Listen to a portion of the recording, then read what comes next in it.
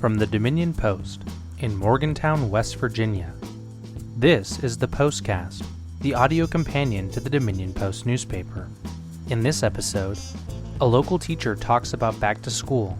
Mon County's Justice Center closes after employees test positive for COVID, and an encampment in Greenmont sparks debate.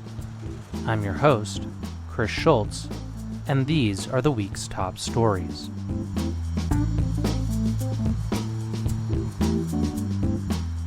For the last several weeks, one of the primary topics of discussion across the nation has been the return to in-person classes for K-12 schools. This past week, Dominion Post reporter Jim Bissett had an opportunity to speak directly with a local high school teacher to hear how he feels about returning to his classroom amidst the COVID-19 pandemic. I'm joined now by Dominion Post reporter Jim Bissett. Jim, we've had you on the show now several times to discuss this back-to-school situation, we'll call it. Normally, that would seem bizarre, but given the COVID-19 situation, it is genuinely one of the top issues on most community members' minds these days. And you had an opportunity to sit down with a local teacher, but before we get to that, I just wanted to check in. Do we have any more concrete information from the state or local educational leaders as far as what going back to school will look like on September 8th? Well, it's going to look different from county to county. Last week, I talked to David Perry. He's a state Board of Education member who just completed a 2-year term as board president. And he said right now the State Department of Education, the State Board of Education, when it comes time for September 8th, which is still the definitive back-to-school date, both those entities are going to look at West Virginia as a whole. They're going to look at it in terms of regions. You know, we have distinct regions in the state. We have the North Central region where we are. We've got the Southern coal fields, the Eastern Panhandle.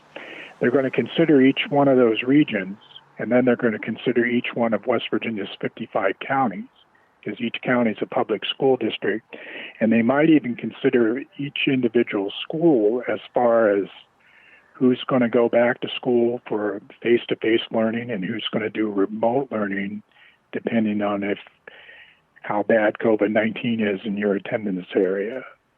So that's a little different than what we had talked about before. Certainly a change, but sounds like a lot more of the wait and see, if I'm being perfectly frank, that we've been hearing for the last several weeks. So Jim, let's move on to something a little bit more concrete, which is this conversation that you had with a local high school teacher. First of all, can you tell me who it is that you spoke with? Yeah, I spoke with Sam Burnett. He's an art teacher at Morgantown High School. He's basically an educator and an activist. He's the local president of the Mon County AFT chapter. That's the American Federation of Teachers. A couple of years ago, he won West Virginia State Art Teacher of the Year. Sam's a fearless guy. I say it in the context where I know Sam both as an educator and I know him both as an activist and an advocate. Sam's a guy who's not afraid to go on the record with the Dominion Post. He'll stand up during the public comment portion of the meeting, and he'll say what he thinks needs to be said. So I talk about him being fearless in that context because in the context of COVID-19, he's a little bit worried about going back to school right now. Where normally he would just be, jumping off tables and walls, planning, with lesson plans and getting ready. This is the time when teachers start digging in and they start looking forward to getting back to doing what they do. I asked him how he felt about going back to school now in pandemic times, and he said, I'm a little worried, and I'd be lying to you if I told you I wasn't. What do you think, or what did you hear from Sam about what would make him feel more comfortable about returning to in-person classes? What would make Sam feel more comfortable, and I know obviously that's going to be the case for every teacher, every service person, everybody who goes into a school building on a daily basis. What's going to make everybody feel better is if you've got a leveling off of COVID-19 cases right now, and we don't seem to have that right now. We've got surges here and there. We pick up numbers. Like, for example, I was looking, we picked up 19 new cases today. According to the state DHHR, we picked up 19 new cases in West Virginia from yesterday to today when we're talking, which is Wednesday, July 23rd. In Mon County, in that period, we picked up 9 new cases. And I think these are important numbers for our population. They're relative to our population. And they're critical numbers because that's somebody that's you, that's a family member, that's your elderly parent. And what happens? Do you ride it out at home with a mild case, or are you in ICU, or is it worse than that? So it's just that uncertainty over COVID-19 right now that obviously has everybody skittish, from parents to teachers to custodians to the people who work in the cafeteria.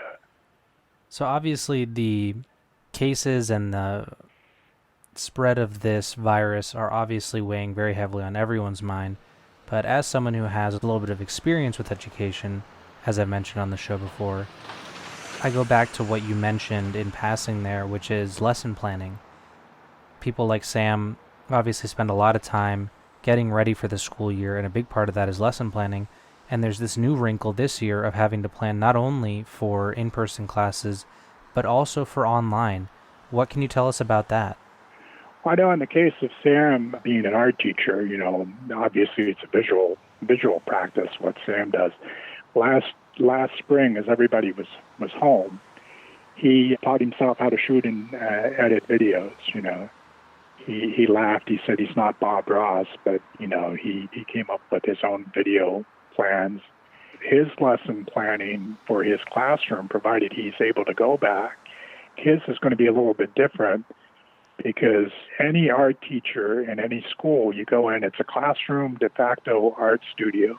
It's a very communal place where kids are moving around, they're looking over each other's shoulders, they're getting in close, they're swapping markers and paintbrushes and all that. So this normally happy, chaotic environment that is his classroom is going to have to be a lot more antiseptic. So teachers have to consider that. They have to consider social distancing. When they're teaching the younger grades, they're going to have to talk about, and really even up through the middle grades and high school, how do you keep the kids really, really compliant? How do you keep them in their masks all the time? And I know you used to be a teacher, as you said. I can't imagine how one is going to be able to pull that off. I mean, my wife is a former teacher too. She taught high school and elementary school, and it's just one more thing that you're going to have to deal with if you're in the front of the classroom. Well, as I seem to end every segment about the back-to-school plans, much more remains to be seen, and I guess that means, Jim, we'll have you back on the show again soon enough. Thank you so much for being here this week, at least. Hey, well, Chris, thank you for having me.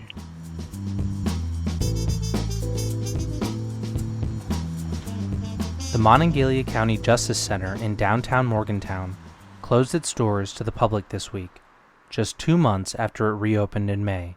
The closure was prompted by 2 employees testing positive for COVID-19, and right now it is unclear when the courts will reopen for in-person hearings. I'm joined now by Dominion Post Cops and Courts reporter Will Dean. Will, it feels like just a few weeks ago I had you on the show to discuss the reopening of the Justice Center here in Morgantown, and now here we are approaching the end of July to discuss the reclosing of the Justice Center. So can you tell us a little bit about what happened and why that decision was made? Yeah, so 2 employees that worked at the Justice Center tested positive for COVID-19 last Friday. And following in the steps of Kanawha County, which had a similar situation, rather than risk any further spread while people get tested, the people who work in the Justice Center, the Circuit Court and Magistrate Court and Probation and the County Health Department and the Supreme Court, County Commission, all sat down and decided to just go ahead and close for at least a week as a preventative measure. So that certainly makes sense to keep everybody safe. But as we've discussed, the court was getting back into the swing of things, especially with the handing down of indictments last month. How is this closure going to impact the business of the court? So far, it's only affected the current week's scheduled hearings. However, most criminal hearings have a mandatory 6-week notice of each hearing, and things from before the shutdown were finally starting to get back on the docket this week, and now we won't see those for at least 6 more weeks. Things that are scheduled for next week and beyond, including most of the recent indictments from the grand jury, haven't really been affected yet, just the things that were scheduled this week.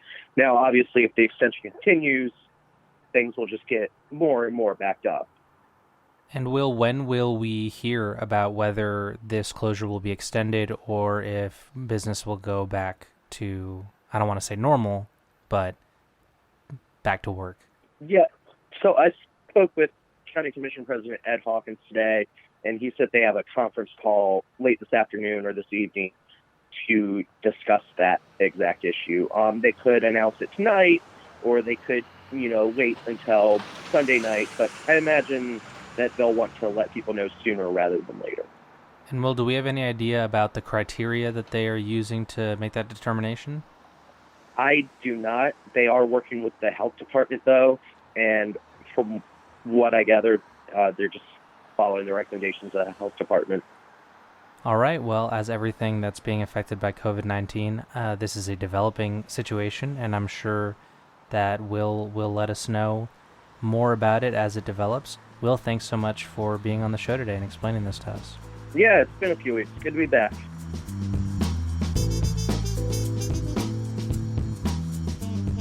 Morgantown's unhoused population has been a source for discussion and debate for years. But after the forced relocation of an established encampment in the Greenmont neighborhood last weekend, members of the unhoused community are demanding their own seat at the table. I'm joined now by Dominion Post reporter Ben Connolly. Ben, we have quite a contentious story here on our hands, and before we get into the details, I just was hoping if you could give us a little bit of background as to this Diamond Village community and how it came to be in recent months. Well, it came to be, from my understanding, because some property was purchased, and when it was purchased, there were folks who were living there. I believe there were folks squatting in some of these properties, and there was a kind of an understanding worked out with the property owner that people could continue to stay on the land. He wouldn't kick them off, but they couldn't continue to stay in the structures there. Depending on who you talk to, that's as far back as February. But it really only came to light, I think, late April and early May because of social media posts, basically concerns from folks in the Greenmont neighborhood where this is located. It's down at the very lower portion of Greenmont off Pennsylvania Avenue. So, Ben, as you referenced there, this has been an ongoing issue, not just this year, but for many years with the unhoused population, primarily downtown Greenmont and eking into South Park. What happened recently that brought this back into the public conversation? Well, it's like I say, since May, June, it's kind of been a pretty public story. We've covered it a number of times. But it came to be this past Saturday. The property owner had posted notice that Saturday was going to be the deadline. That the campus had continued to grow. It fluctuated in number up and down. The folks who were living there, 20 or so or more people, 15, 20 tents on the property. But he had set this past Saturday as the deadline to clear the land. When that happened, the residents of Diamond Village and some folks who were assisting them spent the day basically moving their property over a short distance onto a piece of land owned by the city. They issued a press release basically saying that they intended to occupy that city property until the city met a couple demands, primarily that they sit down with representatives of Diamond Village and their allies and kind of work out a more permanent solution and more permanent options for Morgantown's unhoused population. So what we might call the first in that dialogue occurred at Tuesday evening's city council meeting. What came out of that meeting? Was there any solution, or at the very least, the next step agreed upon? No, there's been no formal response from the city as far as what this permanent solution will look like, or even what the task force or working group that they're putting together to work on this will look like. The issue actually wasn't on Tuesday's agenda, but you had a number of folks, I think 17 or 18 people spoke during public portion. You had another 15 to 20 emails that were read onto the record. And, they were making a variety of points. A lot of them pointed to the fact that regardless of your living situation, these are kind of unprecedented times with COVID-19. And they were pointing to the CDC, which has said that their current recommendation for encampments is to leave them be. These folks are already there, they're living together.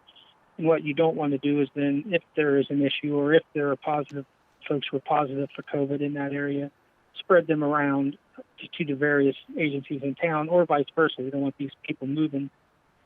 Basically what we're all dealing with. You want to limit spread as much as possible. A lot of folks also pointed to the fact that the city their current policy on public property is that they have to post a notice for 14 days before they can move an encampment off of public property. And that goes back to a place called Angel Village from November of 2019, which was under the North High Street Bridge. And the city caught a lot of flack because there were some photos taken of code enforcement and the police breaking that village up. And from that came this 14-day policy. To my knowledge, though, the city hasn't yet posted any notice that these folks need to clear off that property. And while the city hasn't responded, I would assume that that's due to the CDC guidelines that they're trying to follow. So, Ben, as you mentioned, and as I alluded to at the start of this segment, this issue has quite a history in Morgantown. And part of that history are these organizations that try to help the unhoused population in this area. I can think of at least 3, if not 4, just right off the top of my head. And one of the more interesting wrinkles in this story has been the contention and the frustration that we've seen come out of those organizations. What can you tell me about that?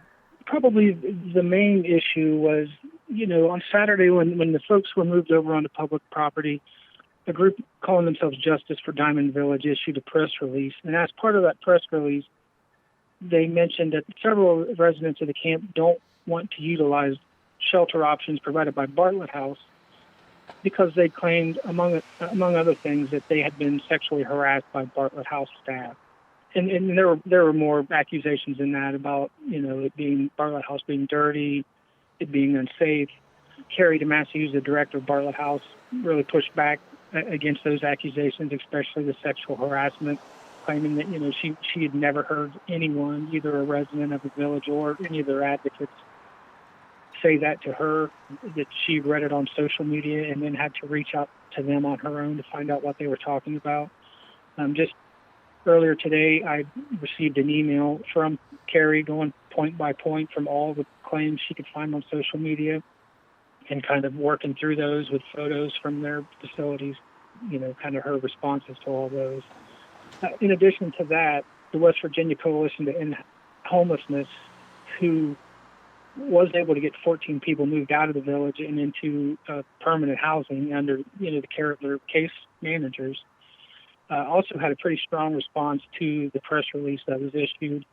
And basically what they said was that they felt like there were certain agencies who were working at odds with them and their efforts to get people housed, and that as soon as they would get 1 or 2 people moved out, they would find that they had been 3 or 4 more ushered in. And they felt like that was kind of, I guess, jumping the line, as, it was always understood that there was going to be a deadline for when this camp had to be moved. And so by moving people into the camp, they kind of jumped them ahead of anyone who was homeless in the community who may not choose to live in that camp for whatever reason. They just kind of felt like they got to the point where they were treading water, and that went on until they had basically filled up all of their program spots. I think the Saturday before the camp had to move, the Thursday prior to that, the coalition actually pulled out just simply because they just didn't have additional program spots to continue to help people. All right, Ben. Well, as I said just a moment ago, definitely a complicated situation. We appreciate your reporting on it, and I'm sure we'll be hearing more from you as hopefully this coalition comes together to try and resolve this issue more permanently. Thank you so much for being on the show today. Sure.